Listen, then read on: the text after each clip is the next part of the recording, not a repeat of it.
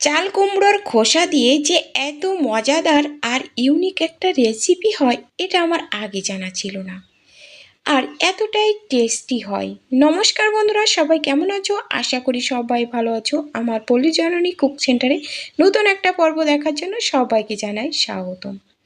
তো আজকে কিন্তু আমি কুমড়ো দিয়ে রেসিপিটা তৈরি করব না, এর এই খোসাটা দিয়ে কিন্তু আমি রেসিপি তৈরি করব। অনেকেই কিন্তু চাল কুমড়ো খেতে চাও না, কিন্তু এর এই খোসা দিয়ে একটা দারুণ মজার রেসিপি হবে। তো সবাই দেখতে থাকো। তো এই দেখো, চাল কুমড়োটা কেটে নেওয়ার জন্য দেখো আমি আগে একটা প্লাস্টিক দিয়ে নিলাম। কেন বলো তো? শুনেছি মেয়েদের নাকি চাল কুমড়ো কাটতে নেই। তোমরা জানো কি না একটু কমেন্ট করে জানিও। তো আমাদের দুর্গাপূজার সময় কিন্তু এই চাল কুমড়ো বলি দেওয়া হয়। তো যাই হোক, এজন্য আর কি চাল কুমড়ো কাটতে হলে প্রথমে আগে কিছু একটা কেটে নিতে হয়। তো এর জন্য আমি কেটে নিলাম। তো এই দুই সাইডে এরকম কেটে নিতে হবে। নিয়ে এই খোসাটা এইভাবে চুলে নেব। আমি এখানে বটি দিয়ে চুলে নিচ্ছি। তোমরা চাইলে কিন্তু ছুরি দিয়েও কিন্তু চুলে নিতে পারো। তো এই যে দেখো, এরকম করে খোসাগুলো চুলে নিলাম। আর এই যে কুমড়ো রেসিপি, সেটা পরে আমি শেয়ার করব। আজকে শুধুমাত্র চাল কুমড়ো খোসা দিয়ে কি তৈরি করি তোমরা সবাই দেখতে থাকো। তো বন্ধুরা, দেখার শুরুতে কিন্তু একটা লাইক করে দিও। আর নতুন বন্ধুরা চ্যানেলটা সাবস্ক্রাইব করে পাশে থাকা বেল আইকনটিতে ক্লিক করে রেখো।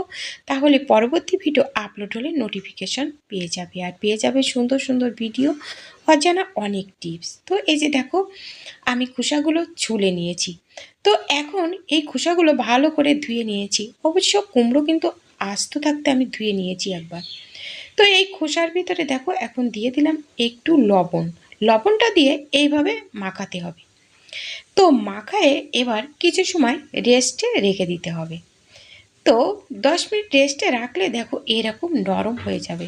তো এখানে নরম হোক, তো হতে থাকুক। তো আমি এবার একটা পুর রেডি করব। তো দেখো, পুরটা রেডি করার জন্য আমি কিন্তু এখানে নিয়েছি দেখো সেদ্ধ আলু। আলুগুলো আমি এরকম কাঁটা চামচ দিয়ে একটু মেখে নিচ্ছি, যাতে করে এর ভিতর দলা না থাকে। আর নিয়েছি দেখো একটু আদা জিরে বাটা আর পেঁয়াজ কুচি। তো চলো এবার পুরটা রেডি করা যাক। দিয়ে দিলাম সরিষার তেল, তার ভিতরে কালো জিরে, অল্প একটু রসুন থেতো করে দিয়েছি আর পেঁয়াজ দিয়ে এবার একটু নাড়াচাড়া করে দিয়ে দিলাম একটু হলুদের গুঁড়ো। হলুদের গুঁড়ো দিয়ে এবার দেখো আদা জিরে বাটা দিলাম। আর এই যে কাঁচা লঙ্কা বাটা, মানে ফ্রিজে কিছুদিন আগে ফ্রোজিং করে রেখেছিলাম, সেই কাঁচা লঙ্কা বাটা দিয়ে দিয়েছি। তো তোমরা চাইলে কিন্তু সেই কাঁচা লঙ্কার ফ্রোজিং করা, মানে সংরক্ষণ করা ভিডিওটা তোমরা দেখে নিতে পারো। আমি ডেসক্রিপশন বক্সে লিংক দিয়ে দেব। তো তোমরা এখানে যে কোনো লঙ্কা কিন্তু ব্যবহার করতে পারো। তো এবার দিয়ে দিলাম স্বাদ মতো লবণ। লবণটা দিয়ে এবার একটু বেশ ভালো করে মিশিয়ে নিয়ে এবার নামিয়ে নেব।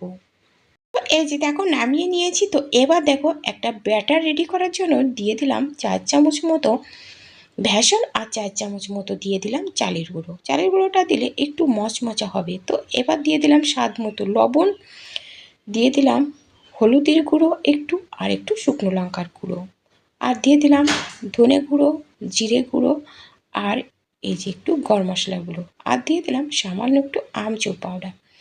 তো দিয়ে দিলে কিন্তু আমচুর পাউডারটা দিলে একটু টকটক লাগবে আর খেতে কিন্তু দারুণ লাগবে। শুকনো উপকরণগুলো ভালো করে মিশিয়ে নিয়ে তো একটু ঠান্ডা জল দিয়ে এবার মেখে নেব। এরকম করে বেশ সময় একটু ফেটাতে হবে। যত ফেটানো ভালো হবে তত ওই চপগুলো কিন্তু ভালো হবে। তো এই যে দেখো কতক্ষণ ধরে আমি ফেটালাম, অন্তত 5-6 মিনিট ধরে এই যে ফেটিয়ে নিয়েছে, নিয়ে এরকম অবস্থায় রেখে দিলাম। তো এই যে এরকম একটা আঙুল ডুবিয়ে নিয়ে চপ ভাজে যেমন এরকম গোলাটা তৈরি করে নিলাম। নিয়ে ঢাকা দিয়ে রাখলাম। ঢাকা দিয়ে রেখে এদিকে দেখো যে চাল কুমড়োর খোসাগুলো এখন নরম হয়ে গেছে। তো এরপরে দিয়ে দেবো আলুর পুরগুলো এইভাবে সুন্দর করে ছেট করব। তো বন্ধুরা, তোমরা কে কোথা থেকে দেখছো প্লিজ কমেন্ট করতে যেন ভুলো না। তোমাদের কমেন্ট পড়তে কিন্তু আমার বেশ ভালো লাগে। আর কে কোথা থেকে দেখছো একটু কমেন্ট করে জানিও, তাহলে তোমাদের ধন্যবাদ জানাতে আমার সুবিধা হয়। আর যারা এই পর্যন্ত আমার ভিডিও দেখে আসছো তাদেরকে অনেক অনেক ধন্যবাদ, অনেক অনেক ভালোবাসা। এবার দেখো 3টে খোসাতে লাগিয়ে নিয়েছি। নিয়ে এবার একটু নিচেতে কিন্তু ছেট করতে হবে।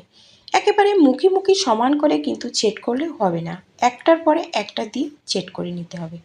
এই যে একটা দিয়েছি, তো এই আর একটা দিলাম, এরকম মানে একটু নিচে করে করে আর কি চেট করতে হবে। তারপরে এগুলো এইভাবে রোল করে দিতে হবে ঘুরিয়ে। তো বন্ধুরা, তোমরা যারা এখনও এই নাস্তাগুলো তৈরি করে খাওনি, তো একবার হলেও তৈরি করে খেয়ে দেখো, খেতে কিন্তু বেশ ভালো লাগে। তো এই যে দেখো, এইভাবে এই যে পেঁচিয়ে নিলাম। তো এই যে দেখো, আর পুরো পাটে পাটে পুর ভরা আছে।